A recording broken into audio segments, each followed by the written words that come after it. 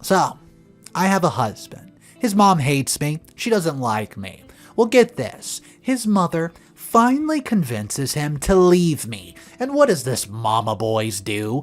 Well, he listens to her and he leaves me for somebody very rich and successful. Oh boy, if only he knew what was about to happen to him. I'm coming here because I don't have anyone else left who, well, would care. I fought to be in a relationship with this man. Even my own friends will not talk to me today because of him. I had to deal with his ex who tried to beat me up. A story for another day. Well, having to quit my job because he was insecure since I worked as a waitress and he could not deal with his jealousy, and now today he's telling me that he does not want to be with me anymore. I should have known or cared to listen when my parents told me that he was not good for me. When he was jealous for no reason and made me cut off all my male friends because it made him feel uncomfortable. I should have known. Now I see him clearly for what he is, which is a liar. I met Rupert when I was 22 years old. I'd just broken up with my long-term boyfriend of 4 years and I was shattered. I was working as a waitress while struggling through my degree.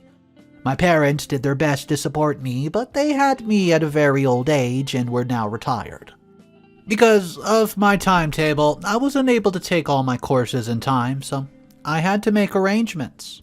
I was constantly tired from working night shifts, then waking up super early to catch up on homework and assignments. I never even dreamed about going out with friends and having a good time.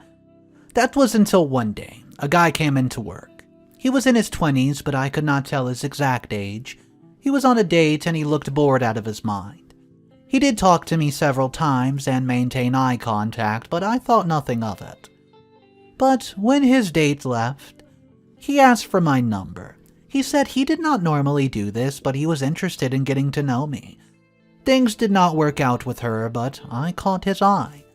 Of course, I said no and told him that he's not entitled to my number and I had better things to do with my time. I barely had time for dating, or even to put up makeup on, so I wondered what he saw in me. I constantly had dark circles under my eyes and was just drinking energy drinks for hydration at this point. But he said something that stayed with me, and I quote, "You look like you need someone to talk to. There seems to be more than meets the eye." And I swear it felt like I was in one of those romance movies that I liked.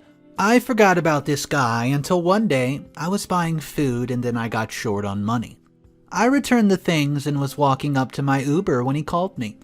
He was holding the coffee that I put back. Having to choose between meat and coffee was a constant struggle. There was a specific brand that I liked and it was a bit costly, but hey, it's worth it.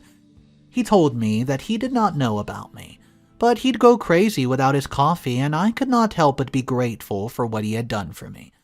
I did end up seeing them again, and he was a regular where I worked. We talked occasionally, and well, eventually I gave him my number. Long story short, we dated. We dated for 3 years before we decided to tie the knot. I dropped out of college after getting overwhelmed because of all that I had to do. I moved in with him and we were inseparable. He love-bombed me, fixed most of my problems, and supported me. I saw it as support at the time, but I don't think about a supportive partner would encourage you to quit your education because it was keeping you too busy to be with him. When I took him to meet my parents, they didn't like him. I wasn't surprised. It's not like they have ever liked anyone that I've dated anyways. I met his family and they were fairly nice, and then on our 3rd anniversary, he told me that he got a job across the country, and he had to move. I could not quit my job. We did long distance till he told me that the relationship would not work. My friends told me that maybe I should go back to school and focus on myself more now that he was not there. He was 5 years older than me, had a very good job, and was going places when I had absolutely nothing going. When I told him that, he made me turn against my friends and feel as though they were jealous of me. Things became worse when he visited me one weekend and asked me to move in with him and quit my job. He said he wanted me out of that lifestyle, that he wanted to take care of me and possibly even make me his wife. I must have been blind because those red flags were looking pink. so I quit my job and moved to stay with him in his hometown. His family was very well off. Everyone in town knew his parents, and his mother was a business owner and his dad was a respected judge. They never had time for me and ignored me at family functions. Either way, I got married to him in a ceremony that none of my friends or family attended. He forbid me from working, so I took care of him at his home like a trophy wife. I gained weight, slowly became lonely and depressed, and had to undergo so much abuse from his mother. Most of the time, she just ignored me.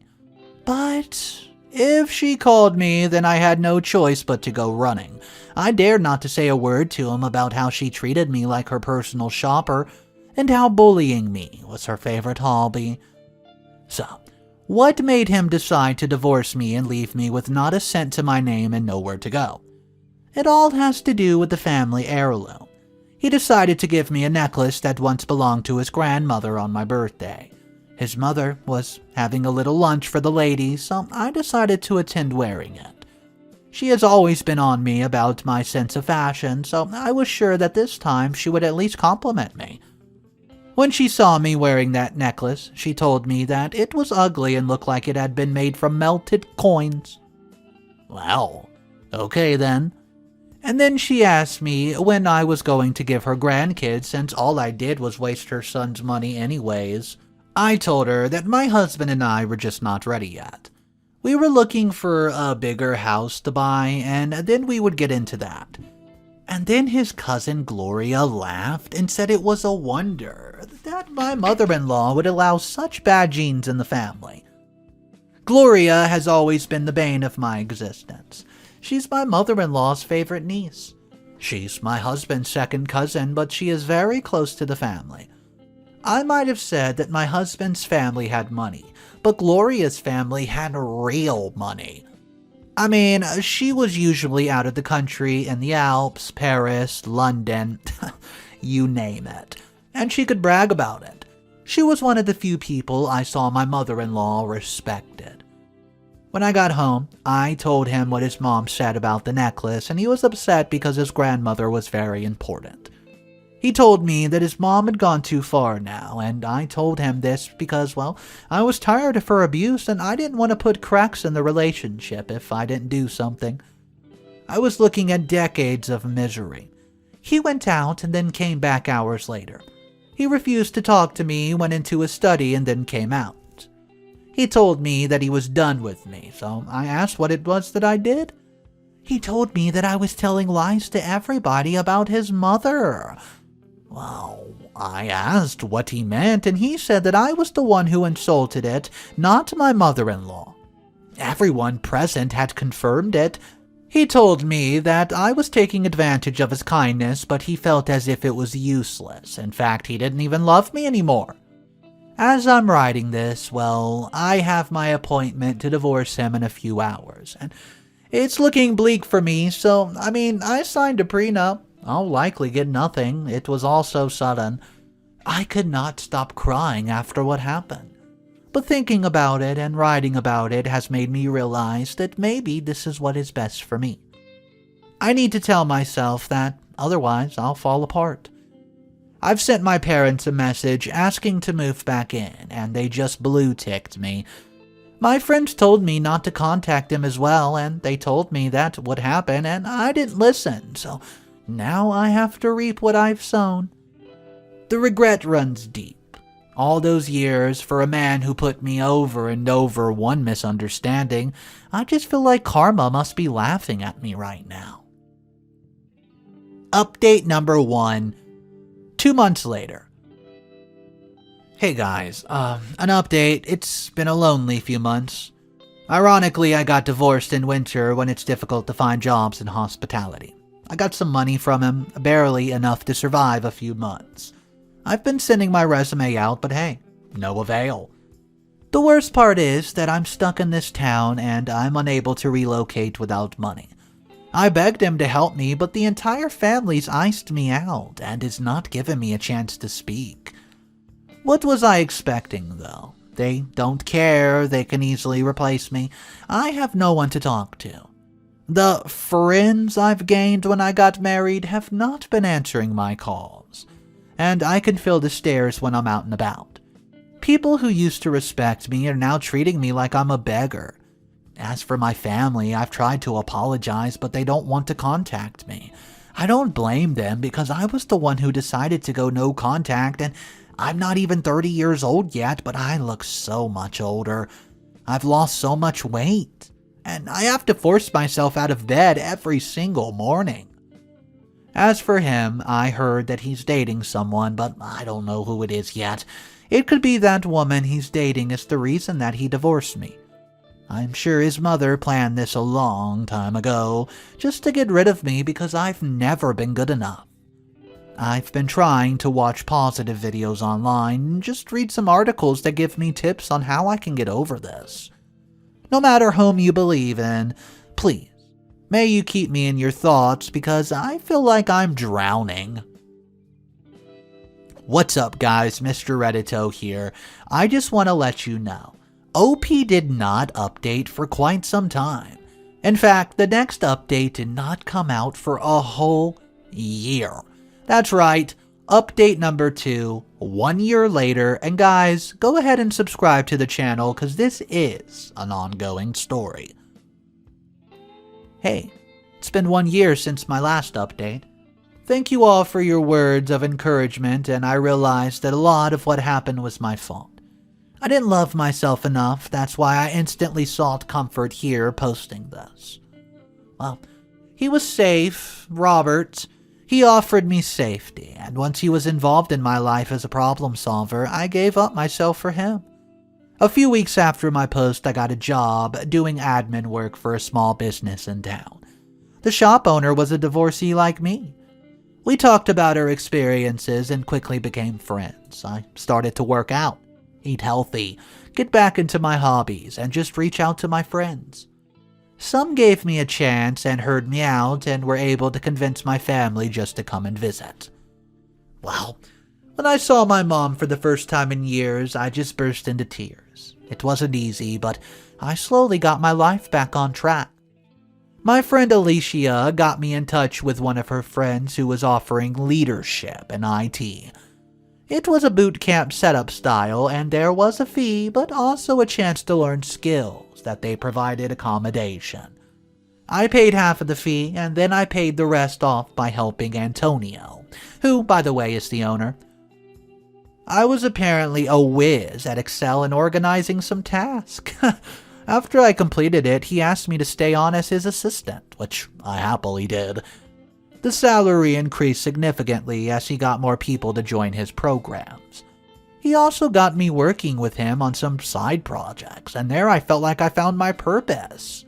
And then, last month, he told me that he was starting a program away in another town. This one is special because, well, let me tell you this. It was for young people at a reduced price. It was to help them get off the streets, and that's where I'm at right now. It's been a great year, and when I look at myself in the mirror right now, I don't recognize myself. Even my friends told me that I have a certain glow. I think the glow comes from having a fulfilling job, to be honest with you. My family back in my life, self-love, and as the months passed, I thought less and less about them.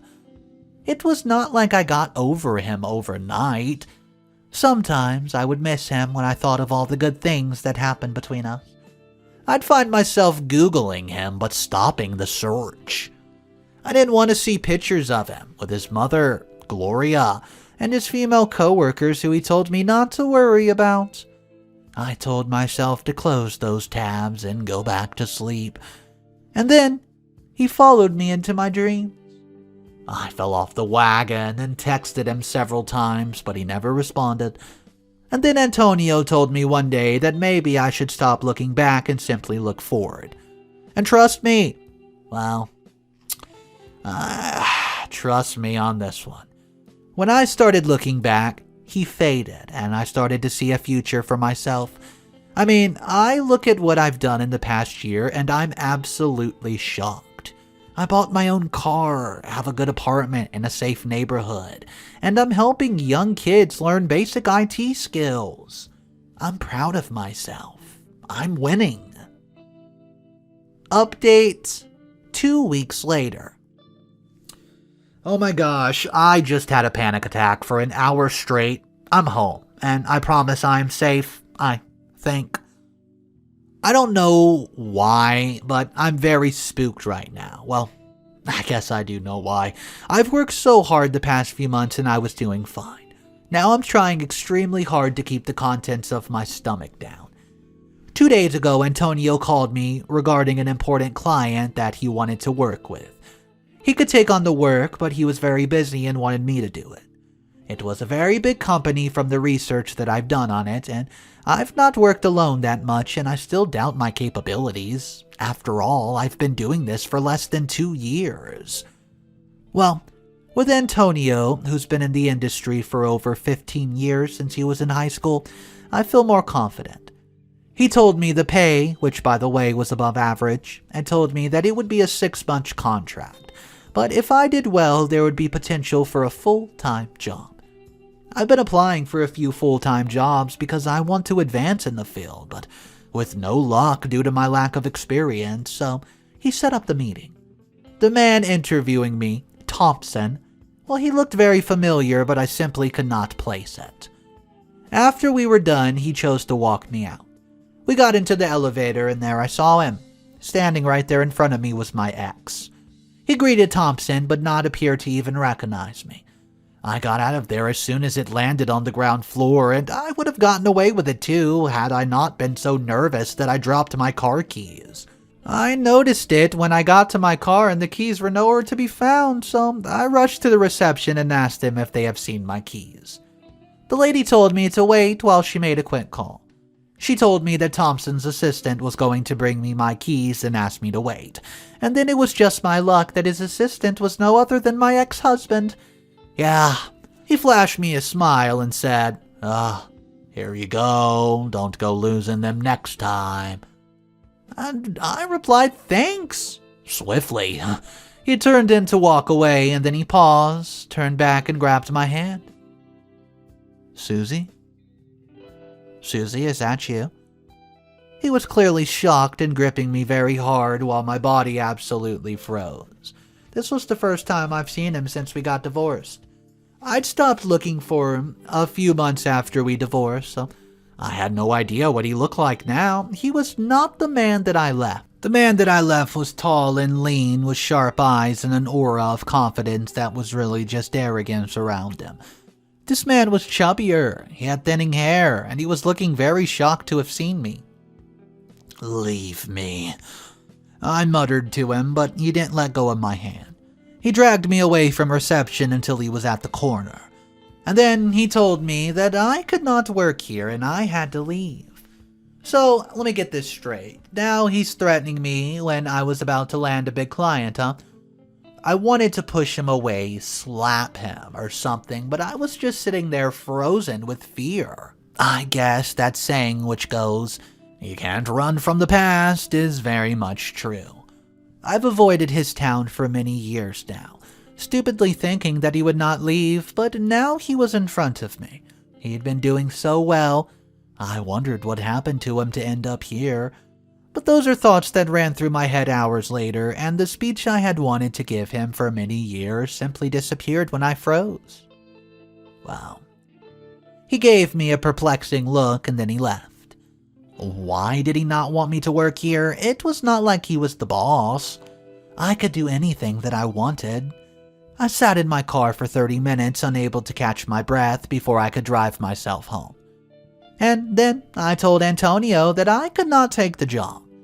The thought of him being so close to me absolutely made me recoil. It made me remember those hard months after he left me with nothing. The fact that it did not take him long to move on. People have their triggers. I thought that I was okay, but all the work that I've been doing these past few years feel like it's nothing. He is my trigger. That, well, can undo all the work that's been done. I can't go back there. I simply can't. What if he hurts me? The look in his eyes was not friendly, and I don't know if he would hurt me, but I'm not willing to take any chances. I've been out of it for hours now, and every time that I think I'm okay, the scene plays through my mind. I look down at my hands and I feel where he touched me. Hatred and disgust fill me. I don't want him back in my life. I worked too damn hard for him to mess me up like that. Updates. I feel like laughing. Well, guys, today I feel a sense of relief. See, the shackles that have been holding me back have finally fallen to the floor and I'm free. My mind and heart are free from all the fear and hatred I felt because today I found out that the divorce, it was the best thing to ever happen. Brace yourself because this is about to get messy. Antonio knows a bit about my history with Rupert, save for his name and a few details, but when I told him who Rupert was with me and how he told me not to take the job, Antonio told me that he would sort it out. Hours later, he told me I did not have to work with that company if I simply did not want to. They still wanted to work with me, but it was up to me.